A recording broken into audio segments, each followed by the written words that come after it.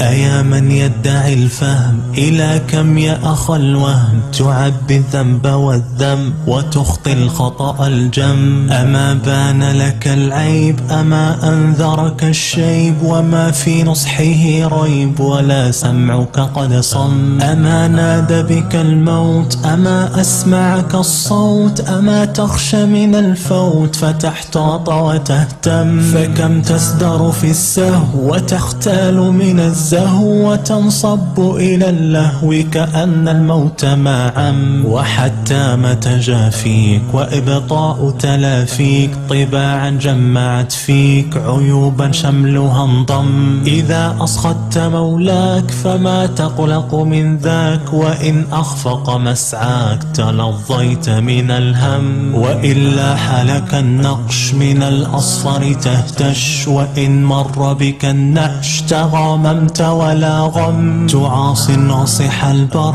وتعطاس وتزور وتنقاد لمن غر ومن مان ومن نم، وتسعى في هوى النفس وتحتال على الفلس وتنسى ظلمة الرمس ولا تذكر ما ثم. ولو لاحظك الحظ لما طاح بك اللحظ، ولا كنت إذا الوعظ جل الأحزان تغتم. ستذري الدمن الدمع إذا عاينت لا جمع، يقي في عرصة الجمع ولا خال ولا عم. كأني بك تنحط إلى اللحد وتنغط، وقد أسلمك الرهط إلى أضيق من سم. هناك الجسم ممدود ليستأكله الدود، إلى أن ينخر العود ويمسي العظم قدرم. ومن بعد فلا بد من الأرض إذا اعتد، صراط جسره مد على النار لمن أم. فكم من مرشد ضل ومن ذي عزة ذل، وكم من عالم زل وقال الخطب قد طم. فبادر أيها الغمر